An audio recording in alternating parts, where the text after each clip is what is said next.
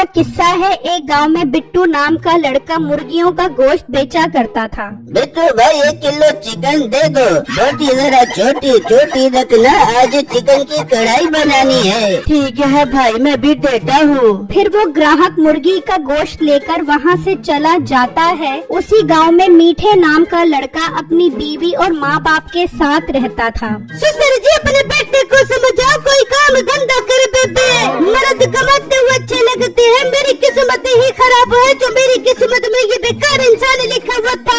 और मोटी नाक वाली औरत, बेइज्जती करनी है तो अकेले में कर लिया कर। क्यों माँ बाप के सामने मेरी इज्जत का फलूदा निकाल रही है? मीठे, अगर तुझे इतनी बेइज्जती महसूस हो रही है तो तू कोई काम कर ले। अरे क्या मेरे बेटे के पीछे पड़ रही हो? कर लेगा कोई काम भी। माँ, इन सब ने मेरी बहुत इंसल्ट कर दी है। मैं जाता हूँ कोई काम ढूंढने के लिए। ये कहकर मीठा घर से निकलता है और बिट्टू की दुकान के पास से गुजर रहा होता है। बिट्टू की दुकान पर काफी रश होता है। क्यों ना मैं भी मुर्गियों का गोश्त बेचना शुरू कर दूं। मीठा बिट्टू की दुकान पर आता है। जी मीठे भाई, आपको कितना गोश्त चाहिए? बिट्टू भाई, गोश्त तो नहीं चाहिए। मैं सोच रहा हूँ मैं भी मुर्गियों का गोश्त बेचना शुरू कर दूं। जी मीठे भाई, ये बहुत अच्छा काम है और इसमें मुनाफा भी काफी अच्छा होता है। वाह, फिर तो मैं भी कमाऊ फूट हो जाऊंगा। बिट्टू भाई, अगर आपको एतराज न हो तो मैं भी आपकी दुकान के सामने अपनी दुकान खोल लूं। मीठे भाई, इसमें एतराज वाली क्या बात है? जो रिस्क अल्लाह ने मेरे नसीब में लिखा है वो मुझे मिलेगा, और जो आपके नसीब में लिखा है वो आपको मिलेगा। बिट्टू भाई, आप मुर्गियाँ कहाँ से लेकर आते हो? बिट्टू मीठे को सारी बातें बता देता है। बिट्टू भाई, आपका बहुत बहुत शुक्रिया। अच्छा, मैं चलता हूँ। फिर मीठा वहाँ से चला जाता है और घर आकर माँ बाप और नसीबो कैंची को सारी बातें बता देता है। मीठे, कर ले ये काम शुरू कर ले, ताकि मुझे भी अपने शोहरे पे फक्र हो सके कि मेरा शोहरा एक कमाल पुत है। फिर अगला दिन होता है। मीठा साइकिल उठाकर घर से निकलता है और मुर्गियों वाले फार्म पर आ जाता है। भाई, मुझे उधार पर कुछ माल चाहिए। मैंने इस गांव में मुर्गियों के गोश्त की दुकान बनानी है। उम्मीद है कारोबार चलेगा। टाइम पर पैसे दे दूंगा और अगला माल भी आप ही से खरीदूंगा। फार्म का मालिक अच्छा इंसान होता है। वो मीठे को मुर्गियाँ दे देता है। मीठा मुर्गियाँ लेकर वहाँ से चला जाता है और दुकान खोलकर बैठ जाता है, पर उसकी दुकान पर कोई ग्राहक ही नहीं आ रहा होता। मीठे, ये तो कोई ग्राहक ही नहीं आ रहे मेरी दुकान पर। सब उस मोटे बिट्टू के पास जा रहे हैं। मुझे अब कुछ करना पड़ेगा। तो मीठा गोश्त का रेट 250 से 200 कर देता है। आ जाओ 200 रुपए किलो गोश्त ले जाओ। ये सुनते ही ग्राहक मीठे के पास आ जाते हैं। भाई मुझे 2 किलो गोश्त दे दो। भाई, मुझे 1 किलो गोश्त दे दो। भाई मुझे 5 किलो गोश्त दे दो। ये सब देखकर बिट्टू हैरान रह जाता है। सब ग्राहक मीठे से गोश्त ले जाते हैं। बिट्टू गुस्से में मीठे के पास आता है। मीठे भाई, ये तो आपकी बहुत बुरी हरकत है। आप ऐसा करके मेरे ग्राहक खराब कर रहे हो। और मोटे पेट वाले गेंडे, ये कारोबार चलाने का तरीका है। अब तुझे ये तरीका नहीं आता तो इसमें मेरा क्या कसूर है? मीठे भाई, आप बहुत बुरे इंसान हो।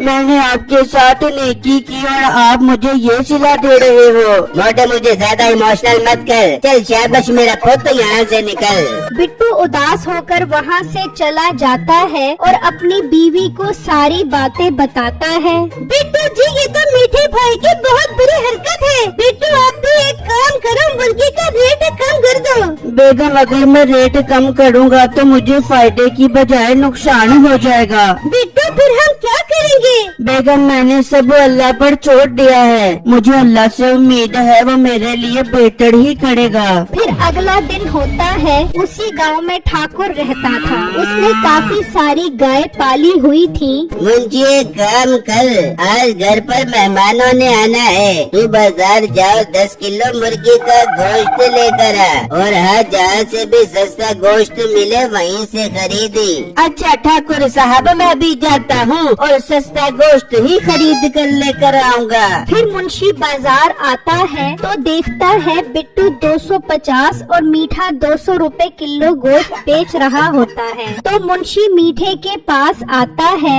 भाई साहब, ठाकुर साहब ने 10 किलो गोश्त मंगवाया है। वाह, ये तो मेरे लिए बहुत फख्र की बात है कि ठाकुर साहब के यहाँ गोश्त मेरी दुकान से जाएगा। मुंशी साहब, आप एक काम करो, आप जाओ, मैं गोश्त लेकर खुद ही ठाकुर साहब की खिदमत में हाजिर हो जाऊंगा। फिर मुंशी वहाँ से चला जाता है और ठाकुर के पास आ जाता है। क्या हुआ मुंशी, तू गोश्त लेकर नहीं आया? ठाकुर साहब, वो गोश्त वाला तो आपका बहुत बड़ा फैन निकला। कहता है मैं खुद गोश्त लेकर ठाकुर साहब की खिदमत में हाजिर हो जाऊंगा। ठीक है मुंशी, तू एक काम कर, तू गायों को चारा डाल दे। मुंशी गायों को चारा डालने जाता है, तभी मीठा भी वहाँ आ जाता है और ठाकुर की मोटी मोटी गाय देखकर हैरान हो जाता है। वाह ठाकुर साहब, आपकी गाय तो बहुत मोटी मोटी है। काश मेरी मुर्गियाँ भी इतनी मोटी मोटी होती तो मैं खूब मुनाफा कमाता। लड़के, तो मेरा फैन है, इसलिए मैं तुझे एक राज की बात बताता हूँ जिससे तेरी मुर्गियाँ भी मोटी मोटी और लंबी लंबी हो जाएंगी। ठाकुर साहब, फिर वो राज मुझे बता दो